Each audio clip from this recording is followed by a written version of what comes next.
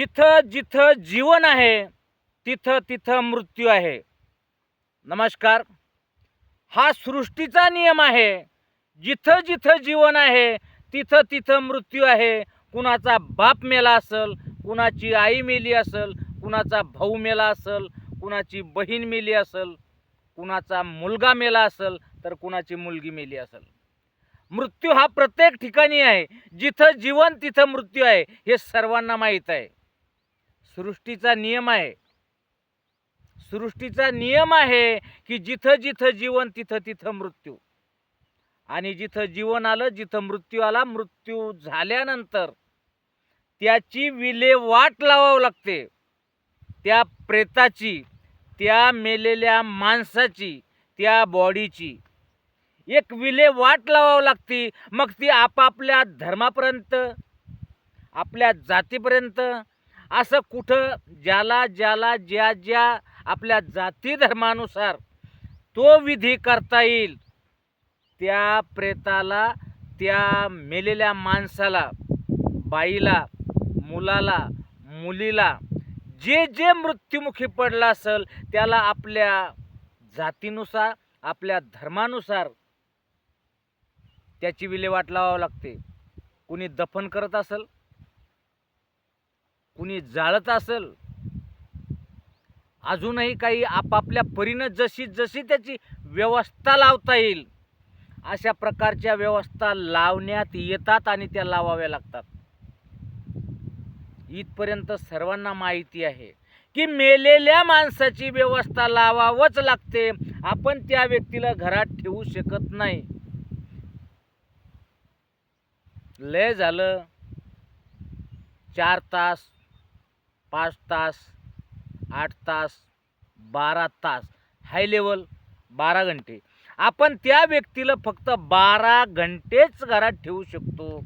12 घंट्याच्या समोर त्या व्यक्तीपासून आपल्याला दुष्परिणाम पाहायला भेटतात. कुणाच्या लक्षात आलं असेल, नसल आलं, आपण त्याच्यावर समोर बोलूया. त्या व्यक्तीच्या दुष्परिणाम पाहायला भेटतात. म्हणून आपल्याला नाविलाजानं आपली कितीही प्रिय व्यक्ती असली, आपली कितीही जीवाची आतली व्यक्ती असली आणि आपलं तिच्यावर कितीही जीवापाड प्रेम असलं, तरीही त्या व्यक्तीला आपल्याला त्या स्मशानभूमीपर्यंत नेवावंच लागतंय आणि त्याला तिलांजली द्यावंच लागती. एक तर तुम्ही त्याला पुरून टाका, नाहीतर जाळून टाका. कुठलं तरी एक गोष्ट तुम्हाला हमखास करावं लागणार. आणि पूर्वीपासूनची गोष्ट आहे, या गोष्टी आपण करतच आलो. आपला बाप जर मेला असेल, विषय असा आहे, तुम्ही थंबनेलला बघितलं, विषय असा आहे की ती व्यक्ती तुम्ही वाटाला जरी लावली, तिची व्यवस्था जरी केली, तिला जाळून पुरून जरी घरी आलात, तरी ती व्यक्ती घरी येणार. कारण तिची एक आवडती आणि जीवापाड प्रेम केलेली, ज्यातून तिचा जीव निघत नाही, अशा गोष्टीसाठी ते प्रेत, ती बॉडी जी फुकून दिली, ते प्रेत तुम्हाला दिसणार नाही, कुणाच्या नजर पडणार नाही, पण ते वापस येतं घरी. तुम्हाला वाटतंय आम्ही जाळून टाकलंय, पुरून टाकलंय, तुमच्या डोळ्यानं दिसतं, तुमच्या डोळ्यानं दिसतं मी पुरून टाकलंय, तुमच्या डोळ्यानं दिसतंय आम्ही इतक्या समुदायामध्ये, इतक्या मंडळीच्या समवेत, जेवढी जेवढी मंडळी मौतीला आलेली, मराठी शब्द आहे तुम्हाला सगळ्याला माहिती आहे, मौतीला येणे, जेवढी जेवढी मंडळी तिथं त्या मौतीसाठी आली, निरोप द्यायसाठी आली, त्या त्या मंडळीला, जिवंत माणसाला ते फक्त चेतवलेलं सरण दिसतं. त्या त्या मंडळीला फक्त पुरून टाकलेलं तेवढंच थडगं दिसतं आणि तुम्ही घरी येता, पण ती व्यक्ती, ते प्रेत, तो जीव, ती आत्मा तुमच्या घरी येते. चुकीचं सांगणारच नाही, कारण तुमचा बाप आहे. तुमच्या बापानं कितीतरी त्रास घेऊन माडी कमवली असन, गाडी कमवली असन, शेती बाडी कमवली असन. या गोष्टी सहजासहजी कमावल्या जात नाही. शेती बाडी सहज कमावल्या जात नाही. बैल गाडी सहज कमावल्या जात नाही. गाड्या, या मोटार गाड्या सहज कमावल्या जात नाहीत. कुठलीच गोष्ट सहजगत्या आणि आपोआप उपलब्ध होत नाही. त्यासाठी श्रम करावे लागतात, कष्ट करावे लागतात. आणि आपला बाप मेलाय, आपल्या बापानं सुद्धा अशाच प्रकारचे कष्ट करून, अशाच प्रकारचं श्रम करून शेतीबाडी कमवली, माडी कमवली, हे गाडी कमवली आणि सर्व जे जे गोष्टी कमवता येतील त्या कमवल्या. मग तुम्हाला असं वाटतंय का की त्यो सगळंची सगळं सोडून निघून जाईन तुमच्यातून? त्याला फायदा काय? त्याचा फायदा काय? सगळं बिंदास तुमच्या हवाली. इकडं जीवाचं रान हाडाची काढ करायची, वेळ प्रसंगी तुकडा नाही भेटला, उपासपोटी राहून घोटभर पाणी पिऊन एवढी जर माया जमा करायची आणि तुमच्या हवाली करून सोडून द्यायची. बरोबर आहे? तुमची आई सुद्धा असल, आईनं सुद्धा तुम्हाला जन्म दिलाय. तुम्ही काही सहजपणे जन्माला नाही आले. सहजपणे कोणी जन्माला येत नाही, लय त्रास देऊन जन्माला येतात. ते त्रास सुद्धा माय माऊलीनं आपल्या भोगला, सोसला. आपल्या पतीच्या पायावर पाय देऊन संसारामध्ये संसाराची हिरवळ खुलवली आणि बाग फुलवली. मग ही बाग सहजासहजी फुलत नसते. तिच्यासाठी श्रम करावे लागतात, कष्ट करावे लागते. अहो रात्र डोळ्यात तेल घालून त्या गोष्टीचं निरसन करावं लागतं. सहजासहजी नाही. तुमचा भाऊ असल, लहान असल, मोठा असल, करता सवरता असन, त्यानं बी जर काही केलं, त्याचं बी काही योगदान, त्यानं काही केलं असन आणि त्यो मेला असन. तुमच्या बहिणीचं योगदान असन, ती मेली असल. तुम्ही म्हातारे माणसं झाले आहात. तुमचा मुलगा असल, तुमची मुलगी असल, तुमच्या मुलानं तुम्ही जेवढं कमवलंय त्याच्या दुप्पट तिप्पट पाचपट कमवलंय. काही मुलं कमावतात, काही गमावतात, काही कमवतच नाही आणि गमवत बी नाही. पण जे काही कमावतात, जो कमवत नाही असं म्हणता येणार नाही. 0% मध्ये कोणाचंच व्हॅल्युएशन काढता येत नाही.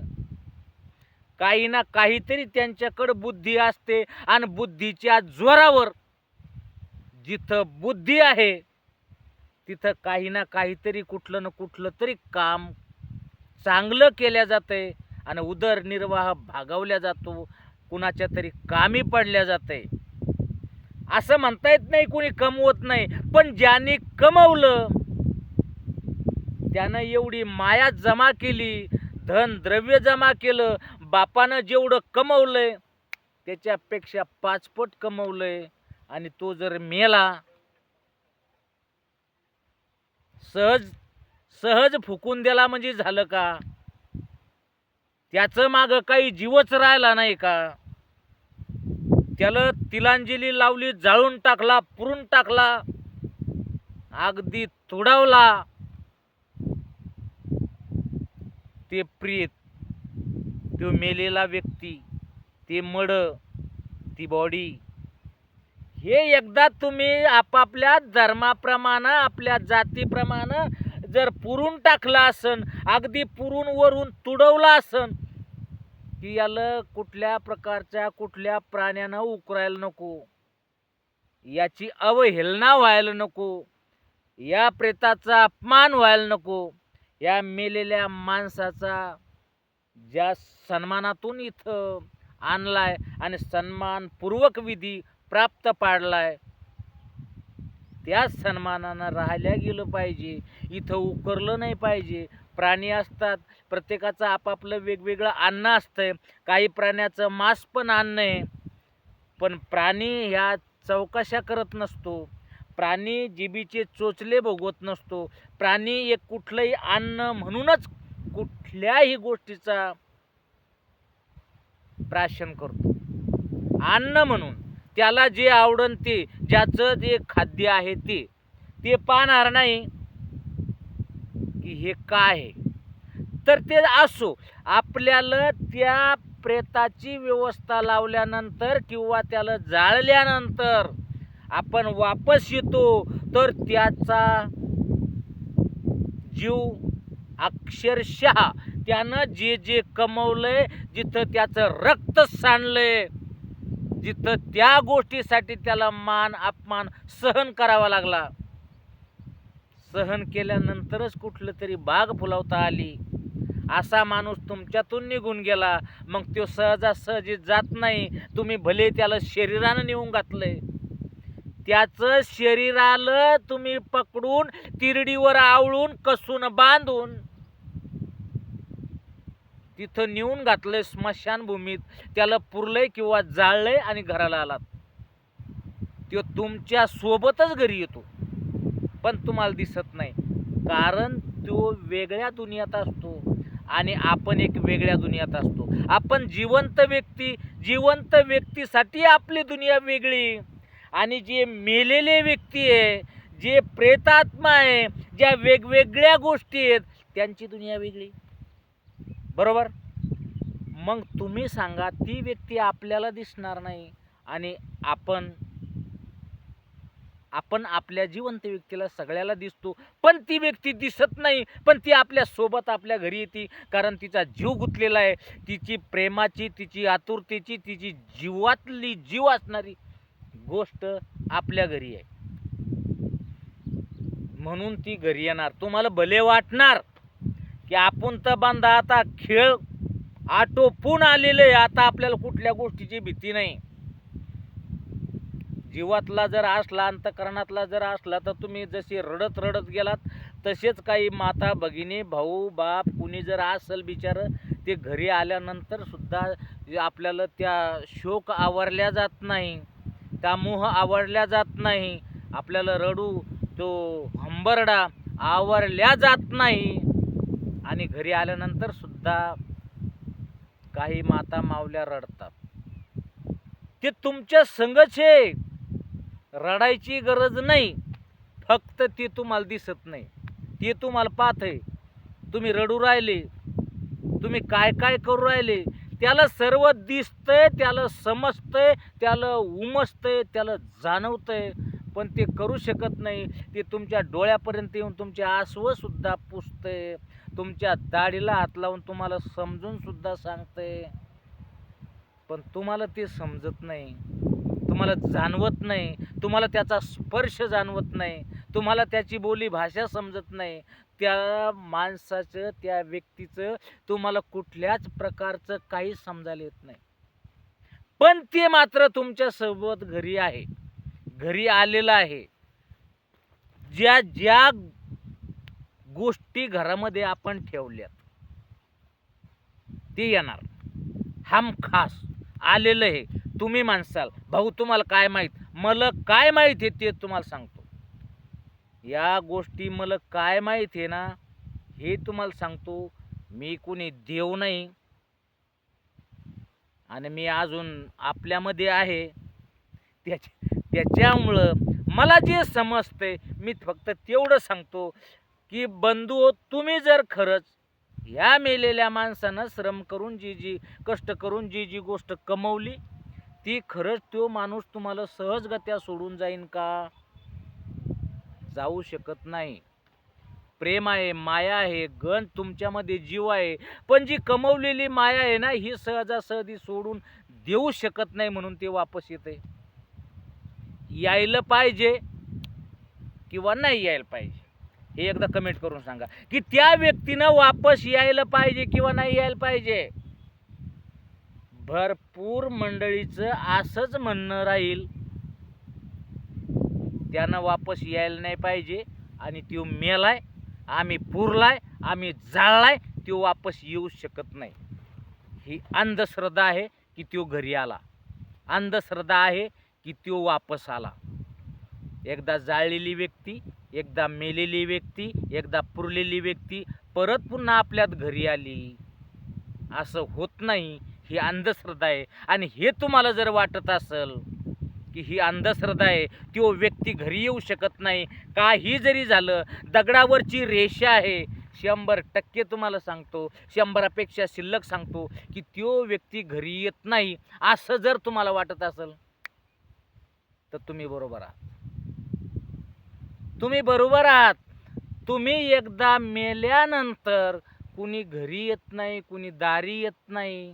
कोण किती कष्टानं कमवलं, कोण किती हालाखीनं कमवलं, कोण कितीही कशा जशा प्रकारचं कमवता येईल अशा कष्टानं कमवलं असलं, कोणी आनंदानं कमवलं असलं, कोणी श्रमानं कमवलं असलं, कोणी घामानं कमवलं असलं, कितीही जरी कमवलं असलं तरी मृत्यू आल्यानंतर त्याला निघून जावं लागतं, सगळं इथंच ठेवावं लागते. तुम्ही त्याचं बाहेर काय फेकू शकता? त्याची वस्तू तुम्ही काय फेकू शकता? त्यानं बंगला बांधलेला आहे, तुम्ही ते बंगला मोडून तोडून उद्ध्वस्त करू शकता का? त्यानं शेत जमीन कमवलेली आहे, 10 एकर, 20 एकर, 50 एकर, 100 एकर. ती जमीन तुम्ही कोणाला दान देऊ शकता का? किती त्यानं कमवलेली आहे, त्याचा आम्हाला नाही, आम्ही ती दान देऊन टाकतो. त्यानं काय काय कमवलेलं आहे, काय काय कमवून ठेवलेलं आहे, ते तुम्ही काय काय बाहेर फेकू शकता? ते तुम्ही काय काय फेकू शकता?